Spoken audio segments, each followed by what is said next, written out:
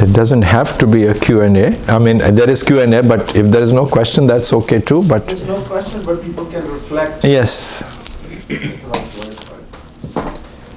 Any clarification? First of all, we'll talk about what was covered, relevant to that. If there is a clarification, a question or something, then we can open it up to general questioning. So, I have just not a question, it's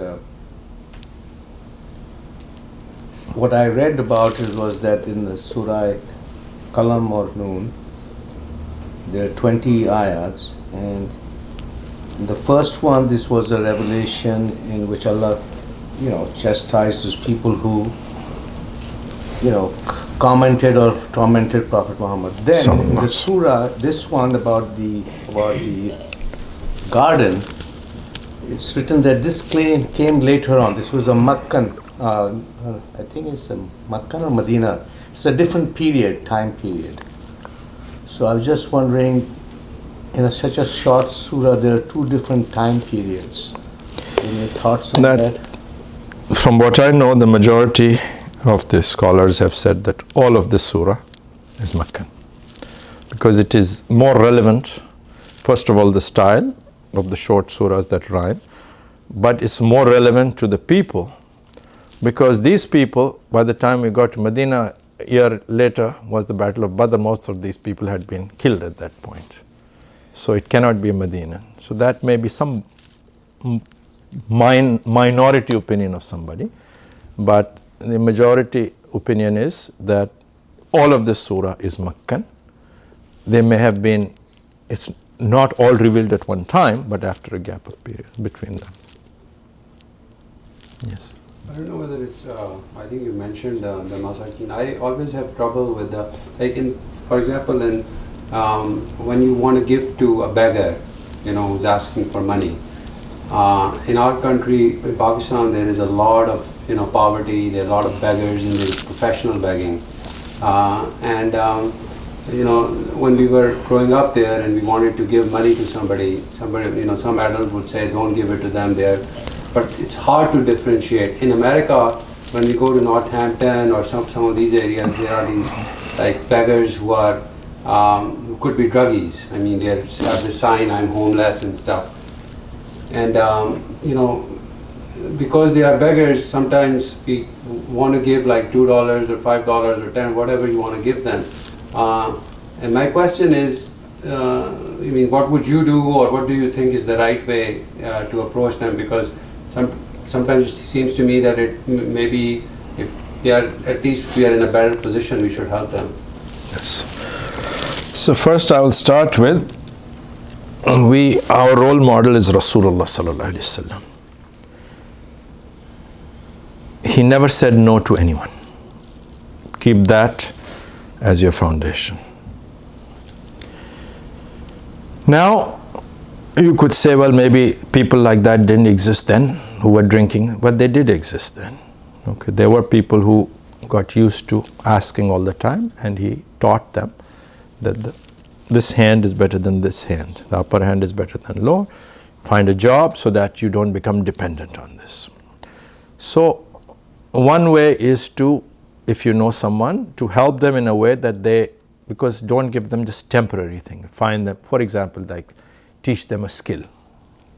Now, in examples like this, yes, that's a reality today, what you said, that some of the people on the street, maybe druggies, maybe alcoholics, maybe they'll just go and buy cigarette smoke, and they're standing there hungry and homeless. Okay. What I do is I keep some food, snacks in the car, granola bars and things. So if I come to a stop sign, instead of giving money, I'll give them that.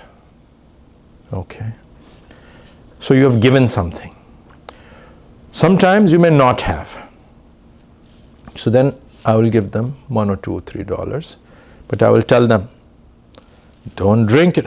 Of course, God bless you, of course not. But then you are giving with the intention, Ya Allah, I'm only giving them for your pleasure in the sunnah of Rasulullah sallallahu alaihi wasallam. What he does with it is not, I'm not responsible for that. Okay. So I would say give them something. Don't give them enough that will But if you have something better to, if they say hungry, you should always keep a little from Costco, those snack bar, 1 or 2, you hand them. In India, Pakistan, where there is professional begging. Now, some people use this as an excuse not to give at all. Everybody can be a professional beggar. So who is going to chase these people down and see who's... So you can give a small amount. So you have not said no. You don't have to give a $100 bill to everyone. In India, Pakistan, if you give them 50 rupees, which is like, 70 cents, 80 cents, it's enough. Give them 10 rupees, give them 5 rupees. Give them something. Why? You are fulfilling the sunnah, you did not say no.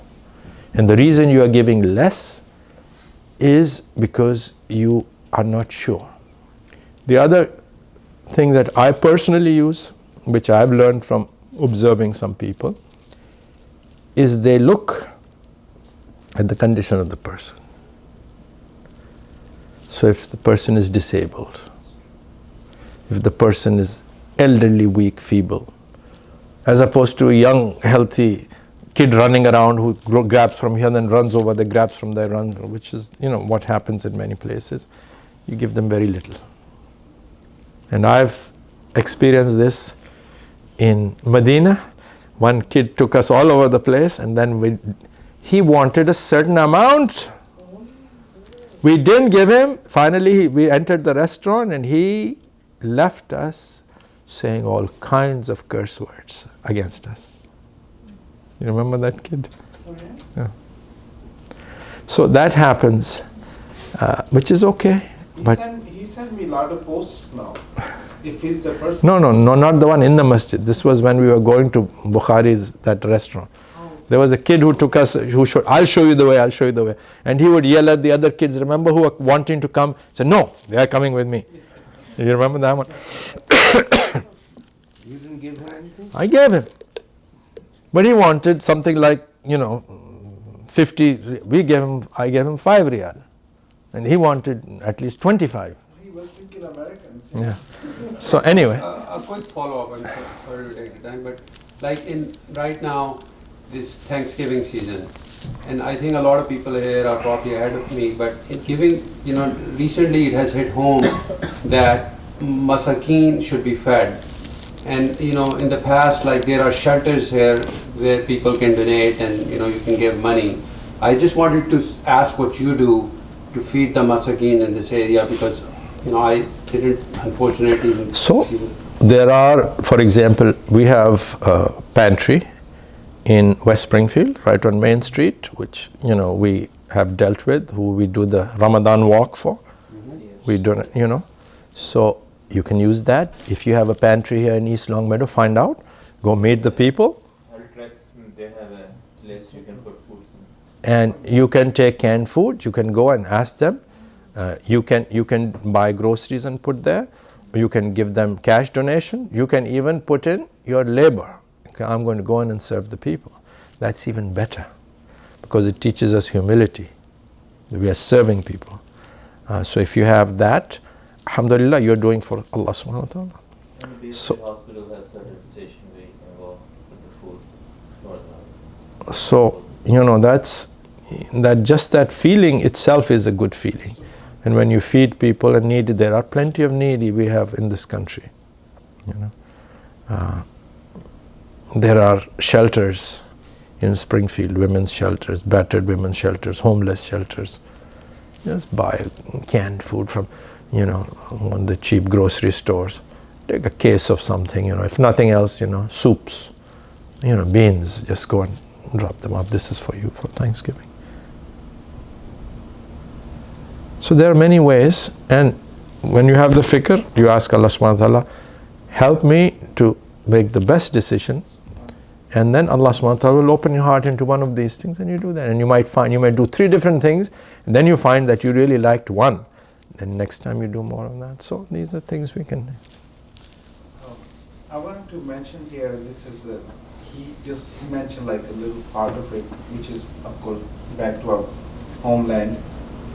People do take advantage of the people who haves, So, and I've been used a lot of time in this kind of circumstances. So every time somebody take that advantage and then he or she turns against me by not even talking to me or not even calling me back, I say Alhamdulillah Rabbil Alameen, who put me on the other side of the ayah. Say I have, and they don't. So this hand is always better, you know. Even though people think they're clever, they rob me, they think that they made up all that story, lies, you know, try to get something from me. But Alhamdulillah Rabbil Alameen towards the end, because I'm on the other hand, you know. So, yes. So there is a hadith, I'm trying to remember it about this, it's a long hadith, about a person who wanted to go and give charity in the night, same thing. And one night he went and he gave charity, from what I'll have to review this hadith, he gave it to a thief. He didn't know he was a thief, who was out to rob people at night. So he met him, he said, you know, yes, I have money for you. Then next day the news went around, money was given to a thief. So next day he went, he found a woman, he gave her money, charity. Next day the news went, prostitute was given this thing. So he went with the niyyah and he did not he didn't know. So you are giving whatever you are doing for Allah. Your job is to try and make the best choice out of it, that's all. And then leave. But don't judge, don't let these thoughts come to you. This is a professional, this is not a professional, this is not. Now, even in Masjid al-Nabawi, you will see people who are challenged in one way. Somebody cannot walk, somebody is blind, who have become well trained. So the moment they know that before adhan and iqamah, people do the sunnah and sit down. Now this person who cannot walk will start crawling across, and everybody will. So I just, in Ramadan, I said from there to there, you must have collected at least 100 riyal. And then you go by the time, I said, I said, must be connecting at least 10,000 riyal a day. Professional. Just walk around. Not asking anybody, dressed very nice and white, you remember? There are many people like that, and they'll start walking. They won't ask you, they'll just, in between the sufuf, well, why are you going there? You should be sitting waiting for salah. That's their way of. So there is asking by the tongue, aqwal, dusra ahwal, by showing your hal. So that's professional. Similarly, you'll see people, frequently we give to people who clean the masajids, you know, in the Pakistani, Indian, Bangladeshi people cleaning the masajid outside. They don't get paid much. They deserve. But sometimes you will see, just when the time for salah, outside they'll all be standing with their things. You'll see some people who are cleaning, they don't care. And there are some who will just stand there, and then somebody will keep it, and they're standing that we are cleaners.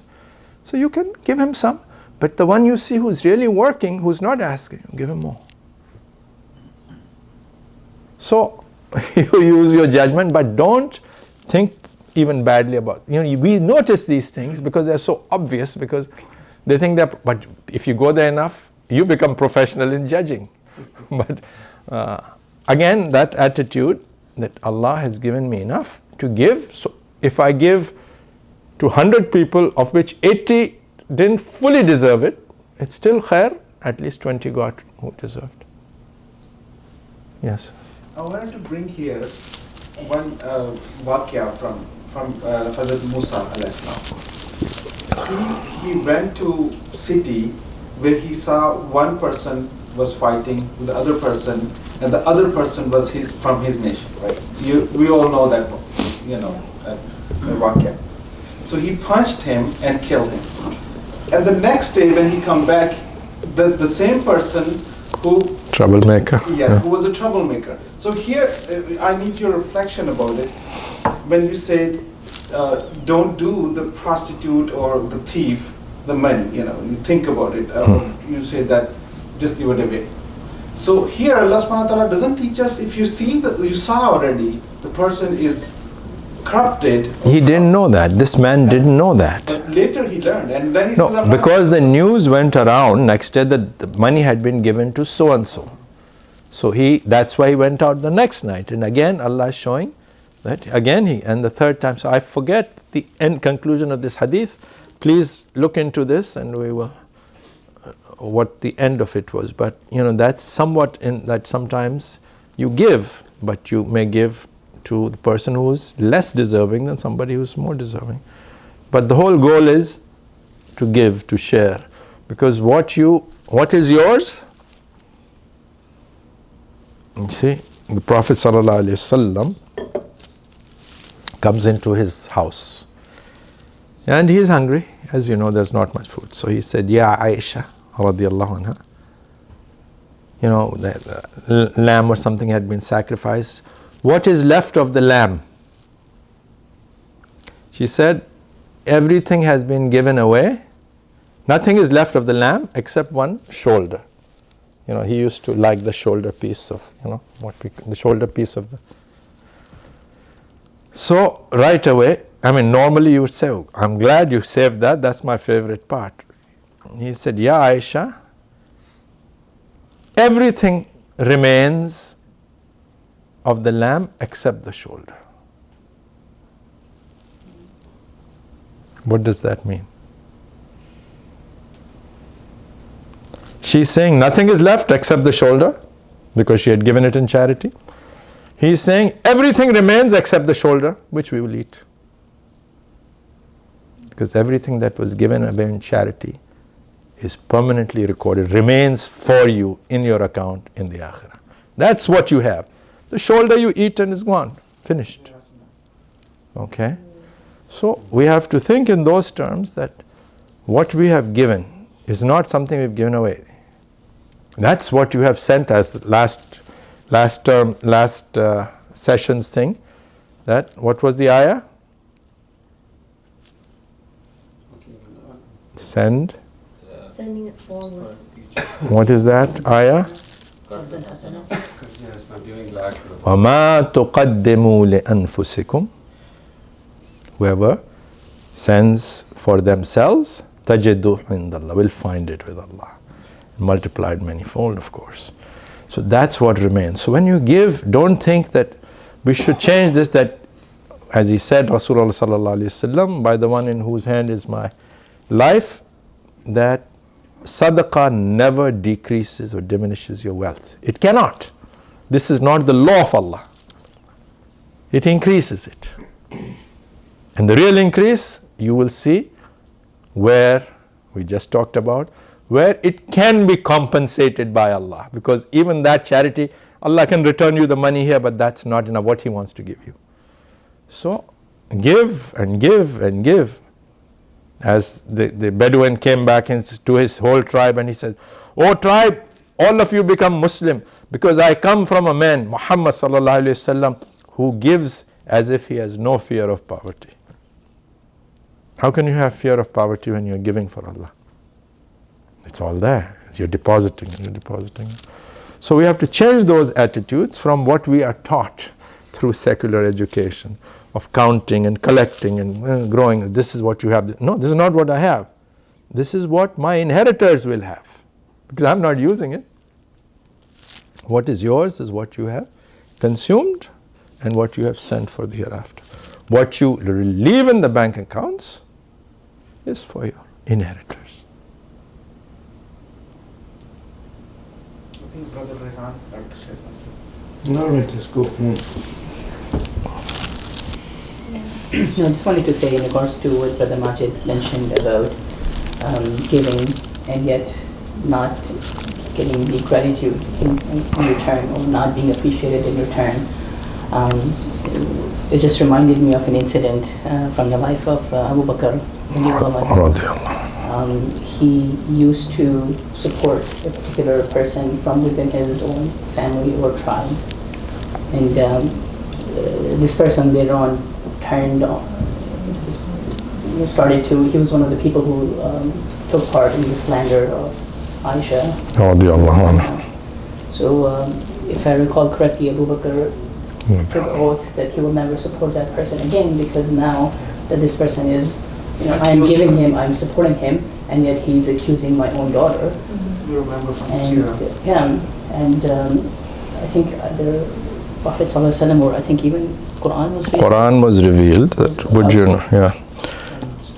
would you not, some of you people of means, would you not that Allah forgive you for things? So then he reinstated, in fact, increased what he used to give to this nephew or cousin of his by the name of Mistah, who